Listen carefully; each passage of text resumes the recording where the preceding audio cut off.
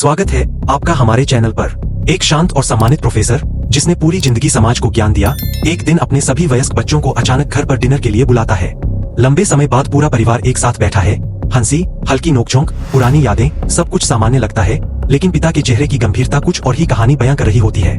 जैसे ही खाना खत्म होता है, बड़ी बेटी रैचेल सवाल करती है कि आखिर इस मुलाकात की असली वजह क्या है, और तभी पिता अपनी पत्नी का हाथ पकड़कर वह सच बताते हैं जो सुनकर सबकी दुनिया हिल जाती है।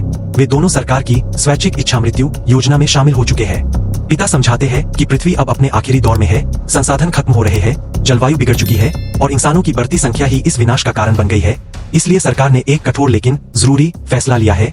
1 साल में 20% आबादी कम करनी होगी और इसके लिए लोगों से खुद आगे आने की अपील की गई है। एक जिम्मेदार नागरिक होने के नाते उन्होंने खुद को बलिदान के लिए चुना है। यह सुनते ही पूरा माहौल बदल जाता है। बच्चों के चेहरे पर सदमा, गुस्सा और असहायता साफ दिखने लगती है। कोई इसे पागलपन कहता है, कोई स्वार्थ, तो कोई इसे कायरता मानता है कि उन्होंने अपने परिवार से बिना पूछे इतना बड़ा फैसला ले लिया। बहस तेज होती जाती है, पुराने जख्म खुलने लगते हैं। कौन पिता का चहेता था, किसे हमेशा नजरअंदाज किया गया, किसकी गलतियों को छुपाया गया, सब कुछ सामने आने लगता है। रात भारी तनाव में गुजरती है और अगली सुबह एक और झटका मिलता है। माँ एक चिट्ठी छोड़कर घर से गायब हो चुकी होती है, जिसमें वह लिखती है कि वह मरने के लिए तैयार नहीं है। तभी दरवाजे पर दस्तक होती है और सरकारी अधिकारी बॉब अपने हथियारबंद गार्ड्स के साथ घर में प्रवेश करता है।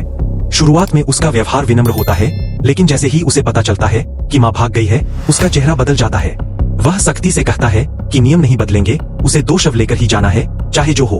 वह पूरे घर को सील कर देता है, नेटवर्क बंद करवा देता है और बच्चों को 2 घंटे का समय देता है। या तो माँ को ढूंढ कर लाओ या फिर आपस में किसी एक को चुनो जो उसकी जगह मरेगा। यह सुनते ही घर का माहौल पूरी तरह डर और अविश्वास में बदल जाता है। भाई बहनों के बीच आरोप प्रत्यारोप शुरू हो जाते हैं।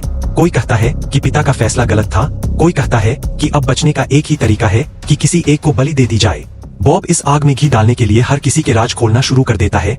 किसी का अफेयर, किसी की नौकरी का झूठ, किसी के अपराध, सबके सामने आ जाता है, जिससे रिश्तों में और जहर घुल जाता है।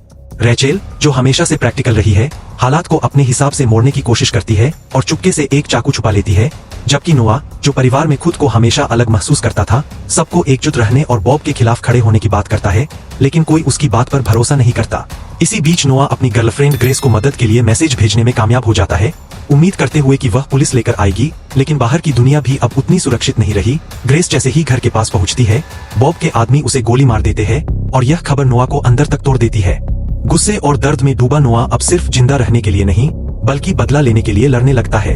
घर के अंदर हालात बेकाबू हो जाते हैं। भाई बहन एक दूसरे पर हमला करने लगते हैं। चाकू, डंडे, जो भी हाथ लगे हथियार बन जाता है। एक एक करके रिश्ते टूटते जाते हैं, भरोसा खत्म हो जाता है और हर कोई सिर्फ अपनी जान बचाने की सोचने लगता है। लेकिन इस खून खराबे के बीच एक सच्चाई धीरे धीरे सामने आती है।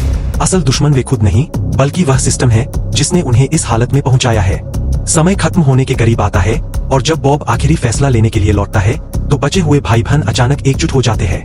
वे चालाकी से बॉब और उसके आदमियों पर हमला करते हैं, उनके हथियार छीन लेते हैं और उसी इच्छा मृत्यु प्रक्रिया को उनके खिलाफ इस्तेमाल कर देते हैं। एक एक करके बॉब के लोग खत्म कर दिए जाते हैं और आखिर में बॉब खुद उनके सामने बंधा हुआ होता है। वह उन्हें डराने की कोशिश करता है, लेकिन अब वे पहले जैसे नहीं रहे। डर की जगह गुस्सा और समझदारी ले चुकी है। वे उसे मारते नहीं, बल्कि जिंदा छोड़ देते हैं, ताकि वह इस क्रूर सच्चाई को दुनिया के सामने लाए। थोड़ी देर बाद माँ भी वापस लौट आती है और जो परिवार कुछ घंटों पहले बिखर चुका था, वह फिर से एक साथ खड़ा होता है, टूटा हुआ, घायल, लेकिन पहले से ज्यादा मजबूत। नोआ, जिसने अपनी प्रेमिका को खो दिया, दर्द के साथ जीना सीखता है और अपने पियानो के जरिए एक नई शुरुआत करता है, जबकि टीवी पर अब भी इस खतरनाक योजना की खबरें चल रही होती है, यह संकेत देते हुए कि यह लड़ाई अभी खत्म नहीं हुई है। अगर आप वीडियो पर नए हैं तो लाइक करें और चैनल को सब्सक्राइब करें।